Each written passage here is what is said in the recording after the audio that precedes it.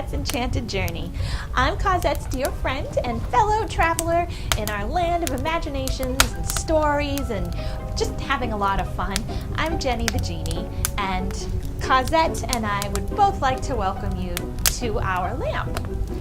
We were just talking about how much fun we are having out in the snow. And we have a really great adventure for you today. We're gonna go out and we're gonna read the story that takes place in the wonderful, magical winter time. And after, we're gonna come in and do a little craft together and have some fun. So come on, let's go. Wow, what a beautiful forest. Oh, I just love forests in the winter time. Everything smells so crisp and clean in the air, and it's so white and pretty, and it's also really quiet. Yeah, the forest is a very magical place in the winter time, and I brought us here today because we're going to read a winter story, one of my favorites. This one is called The Hat, and it's by Jan Brett. I don't know if you've read this story before, but if you haven't, you're in for a treat. And if you have you ever read it in a beautiful frosted forest? I think it makes it a little more special.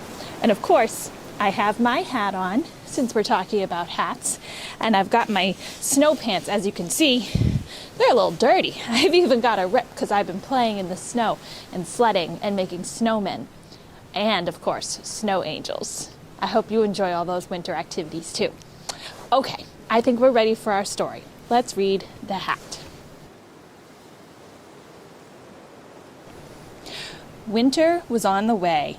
Lisa took her woolen clothes out of the chest and carried them outside. She was hanging them up in the fresh air when a strong wind blew one of her stockings off the line. Clothes are being swept away by the wind.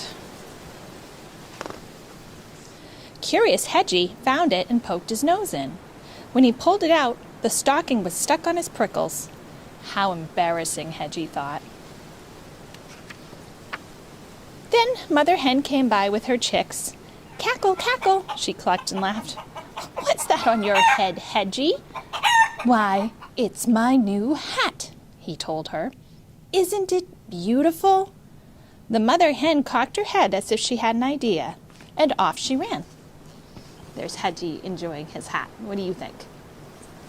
Hedgie saw the noisy gander looking down at him. Honk, honk, ho, ho, ho, the gander laughed. Look at that! The hedgehog has flipped his gizzard. Laugh today, gander, but tomorrow when it rains, my hat will keep me dry. The gander thought for a moment, and off he ran. The barn cat was watching from a tree as Hedgie tugged at the stocking. Meow, he called down. What a silly-looking hedgehog you are, with that thing on your head.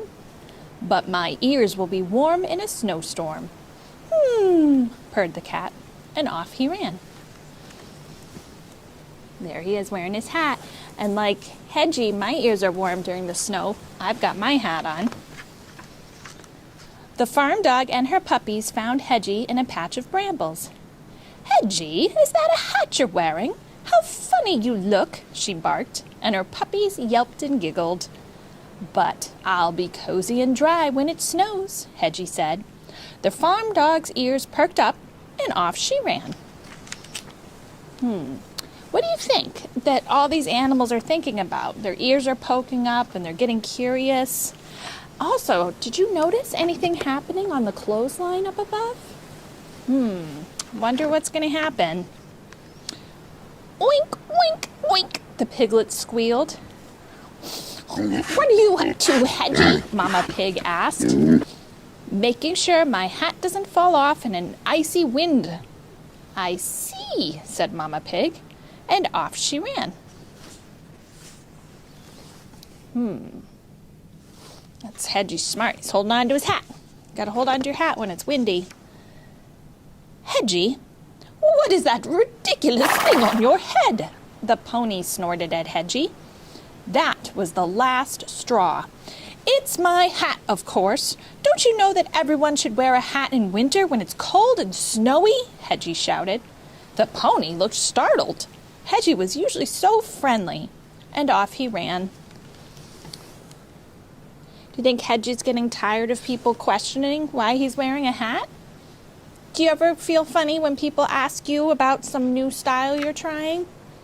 I do too sometimes, but I try not to let it bother me, and I try to just be proud of how I look and how I feel about myself. But Hedgie just wanted to be alone. He was tired of everyone laughing at him, and with this thing on his head, he wouldn't even fit in his den. Oh, poor Hedgie. Just really wanted to stay warm, and all the other animals were making him feel a little sad. He didn't see Lisa running after him. The other stocking was in her hand. "Come back, you silly hedgehog," she called. "Oh no," Hedgie thought. "Even the girl is laughing at me." Off Hedgie goes. Lisa caught up and pulled her stocking off Hedgie's head. "You ridiculous little hedgehog," she laughed. "Don't you know animals don't wear clothes?" Lisa's caught up to Hedgie. It looks like she's going to take her stocking back. Hedgie headed for his den, and Lisa started back toward the clothesline. That's when she saw all of her missing woolens. Remember we were asking earlier? I asked you about this clothesline, and it looked like some clothes were disappearing. Now they're all gone. What do you think happened to all those clothes? Let's find out.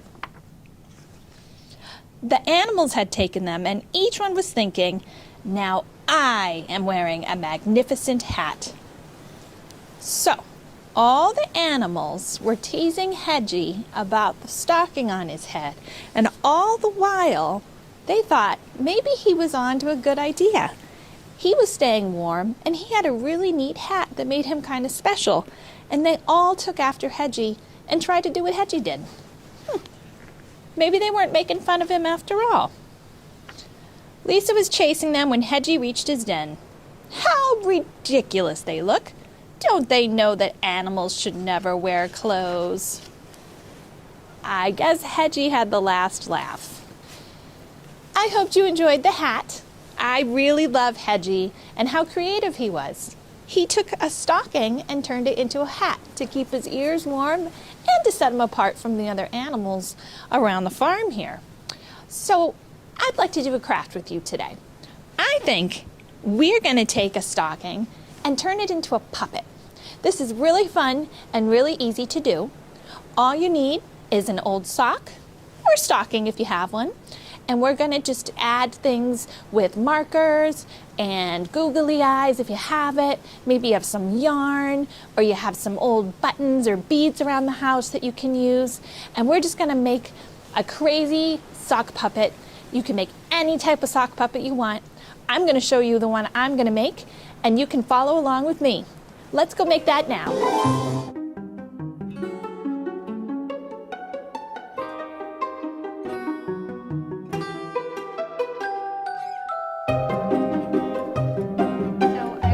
Grabbed a Sharpie so you can see how you can do this with just a marker. But I've decided that I'm going to make maybe a kitty cat. I like kitty cats. Some whiskers. And then what I'm going to do with my kitty cat, now that I have a basic shape that I'm working with, I'm going to add details to the drawing. I'm going to start. I always use a little paper towel underneath where I'm going to, because the glue kind of comes out hot and fast. You have to be really careful when pushing down using hot glue because it gets really, really hot. You don't want to burn your fingers. And then I'm adding the Google eye on top of the sequence. There, okay. Now I have 2 eyes glued. And if you get strings from your glue, you can just pull those off. Okay, my kitty could use a nose. Maybe we'll see what we have in our button box for a nose. And you can do all kinds of things. You can color it if you don't have buttons.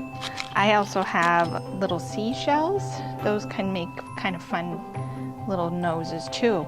There's no wrong or right you're making your puppet, as long as you're having fun. Just put a little dab of glue in the nose area that we outlined. And now I'm going to put one shell here and one shell right next to it, back to back. You're going to kind of form a triangle. I don't know if you've ever looked at cat noses. They kind of look like triangle shapes. That's kind of silly. That's kind of fun. When you're doing this project, you might need to use some scissors and cut your material if it's not quite right.